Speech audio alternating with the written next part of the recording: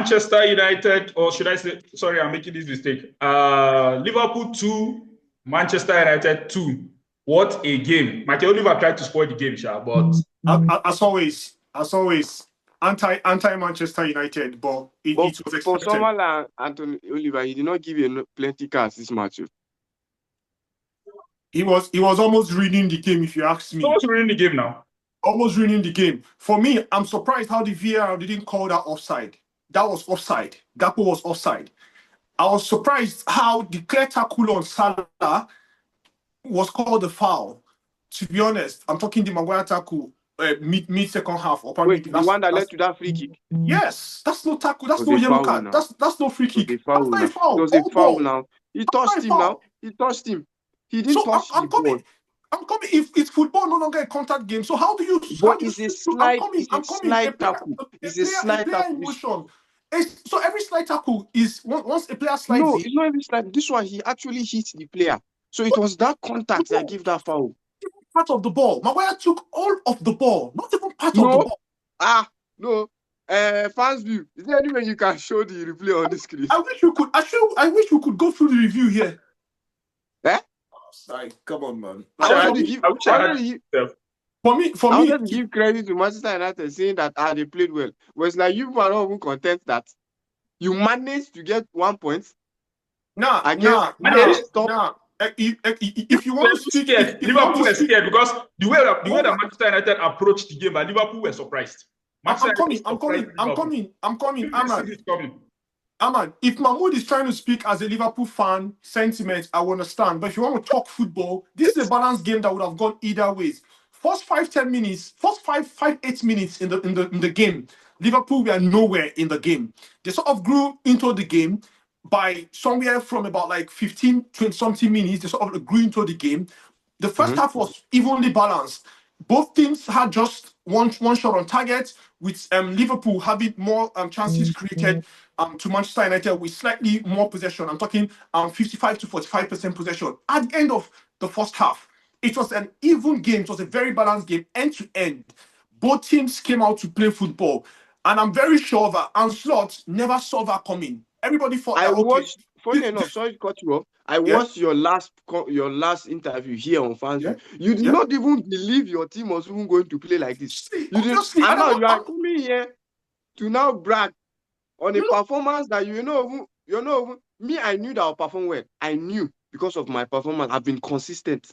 That one is good. We are discussing this game, right? And obviously, this game, Manchester United put up a performance that surprised everybody, because for me, I accept that. Hold on. For me, right? And in fact, like Manchester United fans and even maybe football neutrals all across the world, nobody gave this Manchester United side a chance. I myself as a fan never gave them a chance. But I'm talking the game. What we saw eventually, that turned out or that panned out eventually in the game is what we have to discuss.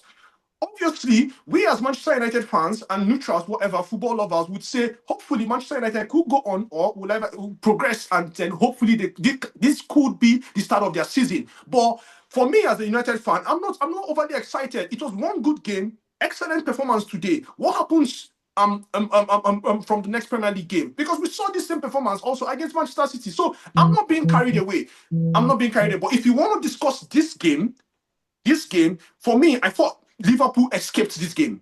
You never saw it coming. It took almost like errors for you to come into the game. It took an offside. Hold on. It took an offside that wasn't an offside. Secondly, it took a penalty that you could also call that was a natural position. He was running in, and if you even see where the ball hit, he was running away to see where the ball was going. Not that he pulled out his arm. But he pulled out his arm now. He pulled out his arm. I'm not saying no, it wasn't that high. I'm not saying he pulled out his arm to hit. Obviously, the ball touched the flaring arm. Obviously, that's fact. The ball touched the flaring arm. But he was already on motion. It was basically, hands were already mid-air. Start running to the ball. So as a defender, you cannot put your hand behind you. You cannot put your hand behind you. I'm coming. If you saw, go back and watch it. The lead's reaction by the time the ball was played, he was even turning around to see the direction of the ball. That's to tell you that this is not it's not an intentional something that someone put on. It's not. They don't fine. They don't. Hold on. Hold on. Based on The Premier League. intentions. No. The Premier League. Hold on. If it's The Premier League then says all those players that fall down and just say they will not say their intention is good. No, now it's not matter of intention. It's rules are rules. Rules are rules. What I'm saying in essence. It's not matter of intention. The rule of the game. The rule of the game says natural position. At the time when he was rushing out, was that hand in a natural position? And let's not forget that the Premier League says that in those kind of situations, the referee's initial decision. That's what I wanted to say. That's what I wanted to talk about. I've forgotten there's a way it was coined. The on-field decision is they leave the decision for the referee make. And once the referee makes the decision, here and also the interpret. But these are the kind of things that the referee had already made his decision that okay, this is not a penalty, and VAR now interfered to stop the game. And the game had gone on. They had proceeded with the game with Manu countering the game. And so this is what I'm saying. The Premier League, like I said, right, in the last time I was on air, Manchester United players need to rise up to the fact that the officiation in the Premier League is trash. Every weekend is trash. We saw the one at Newcastle, the goal at Newcastle. You know, it's trash. What is good for the geese is not good for the gander. There's no consistency as long as officiation is concerned in Premier League. As long as this game is concerned, for me, the Manchester United we had seen in the last 6-7 games prior to this game surprised everybody. They, for me, they shush me. But where I'm going to think where I'm going to conclude rather, if this is permanent, is when they go on the next 2-3 games and we see performances like this and they're able to nick out results, pick out wins, whatever, and sort of like build on the momentum. So, but if you ask me, everybody who has watched this game today, nobody saw this coming. It's the start Manchester United. That one I agree. The start Manchester United had surprised everybody, even Ancelotti. Ancelotti was. Did you know that prior to the first goal, he was already ready to make his substitution? He wanted to take away Cody Gakpo. He was confused in the game. He still made the sub. Yes, he swapped it. He was supposed to take. He later took away Diaz. He was taking away Gakpo. Gakpo didn't. When he put on this guy, I was scared. I was actually scared because of his quality. But then again, that is where I'll give kudos to Ugarte. Ugarte and Bruno, for me, they ran endlessly. They were in for every tackle. Second ball, Ugarte. Kudos to Ugarte. Ugarte was there for tackles, winning the ball, recycling the ball. For me, perfect today. I can just hope as a fan that Manchester, this side can be able, and this is why I was saying, Ahmed, in the last time I was on air, I said you can't make me believe that the Manchester United squad is that terrible, not to finish, particularly in a season like this where teams are struggling, not to finish somewhere about 3rd or 4th position in the Premier League. This is a team that you should be able to get out results like this, or performances like this, rather, maybe not the results, but performances like this every day, because they were in the game up until the end of the final whistle, when Maguire should have even probably nicked the victory. The Manchester United side we have been used to watching in the last 2-3 years, or even maybe in the last 10 years, has been a side that once they go down, for instance, if the time after Salah scored the goal, but do you think Zexi would have taken the chance? As a striker, no. That was the best thing to do. He made the perfect decision. He made the perfect decision. For me, Zexi. Yeah, Zexi. You look at it as a number 9. As a number 9, you are trained to be a killer. As a number 9, he's the 9.5. He's the center back that is there. He's the 9.5. The center back was free. He's the 9.5. And Ahmed, don't forget that the Liverpool defenders. Zexi is a 9 or a 9.5. He's a 9.5. Zexi is a 9.5. Maguire is the center back. Zexi is a 9.5. The other half is Maguire. It is as easy as that. Just kick the ball in. That was what Maguire was. But to be honest, right, Ahmed, I don't think you yourself. You know that Maguire. No, Ahmed. It was basically just the tempo of the game. Anyone could have missed that chance. You saw where he raised his legs to jab the ball rightly, but it's sort of like it hit him. Somebody like Diogo Jota give him that kind of chance. It hit him on the hit him on the shin. For me, I think Zexi did the right thing because you already had what's it called, the Liverpool defenders running into the post, so sort of like pulling the ball back and laying it on a platter for Maguire. For me, it was the no-brainer, to be honest. At the end of the day, it was a decent game for me. I'm not overly excited to say I want to see the consistency. I want to see the team build on from these progress, and at the same time, I think it's for Liverpool. I think it's also sort of like a warning also for them to understand that anything could happen on the night in the Premier League, and this is football. Sure. If you could remember last season, it was after the game against Manchester United, which they lost, that their season sort of like finally came to an end. And anything can go on from here. They could go on and draw the next couple of games, or probably the next 2-3 games, have only 1 win and 2 losses or whatever. That's just football. It could happen because, to be honest, Manchester United was in the game throughout. From the first blast of the whistle to the very last blast of the whistle, Manchester United was in the game. I was really shocked. See, I was impressed because even if you watch Manchester United last game, against Newcastle, not even as good as this. Half. Maybe there was something that Manchester United did today, and one thing I'll give credit to them was the rate at which they were calm, even though it was in Anfield. Yeah, they were. For me, I thought the most important. I thought the most important thing was the presence of Bruno and Ugarte. The presence of Bruno and Ugarte for me was the difference, if you understand. Me, I feel like Ahmed and Mino really helped too. Yeah, in the first half, Mino was. But we have to give credit to Garnacho. Garnacho came on in that second half and he did a lot. Do you know why did he start? When Garnacho came on, I was just hoping he's still undergoing punishment. He's still undergoing. Yeah. But Ahmad, you see what I was saying yesterday, right? Where I said, why don't you maybe Kobe comes off the bench and then just start 2 wingers. Let Bruno talk in the middle of the park and you can start Garnacho on the wide. Rather than playing Bruno on the wide. But for me, Amorim now knows where the problem of Manchester United is.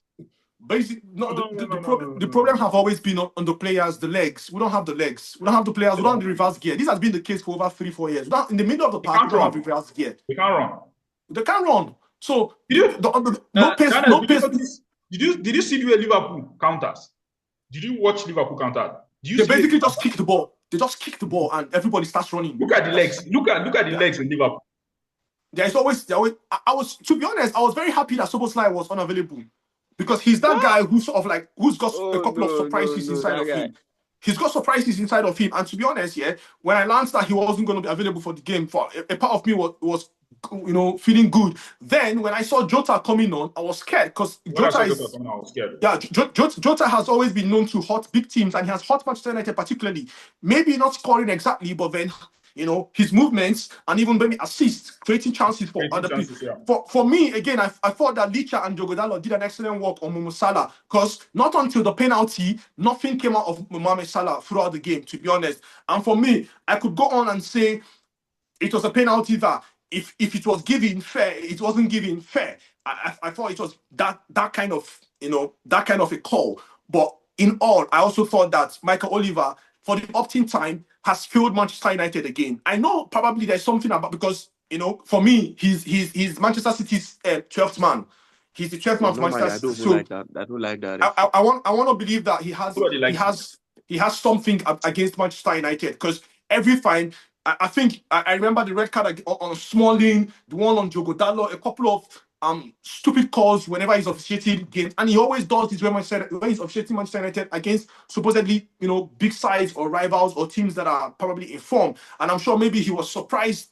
Maybe he was surprised at the way Manchester United played today, and he was scared that they could go ahead and win the game. So he had to look for a way to just impact the game negatively. For me, the Premier League has to, and PGMOL have to look at that guy. A lot of fans, Arsenal fans have been calling for that guy's head. Tottenham fans have been calling for his head. Liverpool fans have been calling for his head. They need to investigate that guy. That guy, for me, is for me a cancer one in that league as an official. It's so bad that he's been pushed, he's been packaged, sort of like the biggest ref, whatever, in English Premier League, whatever. Yes. It's so terrible. And this guy struggles. Biggest ref in the Premier League. Do you agree? No, that's the package. Funny to show you how he's not rated in Europe. How many games does he officiate in Champions League in a season? How many games does he get to officiate in Champions League? In what's it called, World Cup or Euros? That's to show you how much the English refs are not rated. I'd rather have refs. I'd rather have refs from Ligue 1. I'm talking of the French league. If I remember, 2018, no English ref was at the World Cup.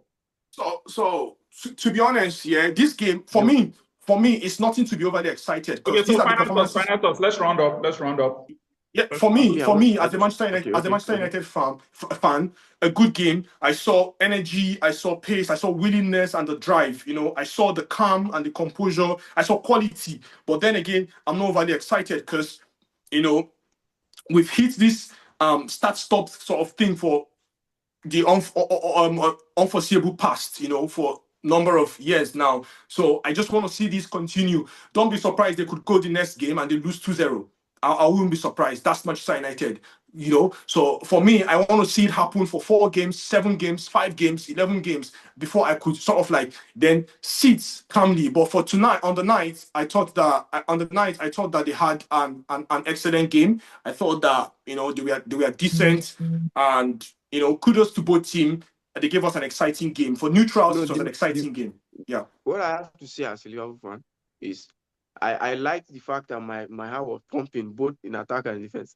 You see, if I'm attacking, I'm always like excited of something going to happen. And if I'm defending, I'm scared that something happen. So the match was really good. I've not watched like an interesting Manchester United Liverpool match like this for a while. I'll not lie. Manchester United Liverpool for a while. What about the FA Cup last season? I think the FA Cup last season. FA Cup last season. I forgot okay, yeah, true. But something of the intensity, no, it was okay. So I'll say, well, you know, because of this title race thing, a draw will not be something I want to go with. But the way Manchester United came, I think we just deserve the draw. But your 5 points with the game, your 5 points with the game in hand. Your 5 points with the game in hand. We are 6 points now. 6 points. Yeah, okay, with the game in hand, 6 points. So. But you know how Arsenal is now. You know how Arsenal they can chase. So for the way the game played, I feel like a draw is actually a good result. Yeah, for me, I also thought same way. It's a good result. It's a perfect result. If I had won this game, it would have not been fair to Manchester United's performance. You understand? So to me, it's okay. I also thought that the draw was the perfect, you know, outcome at the end of the day. All right, guys. Thank you very much for joining me. See you guys next time. Yeah, Ahmed, have a good evening. Yeah. Thank you for having us.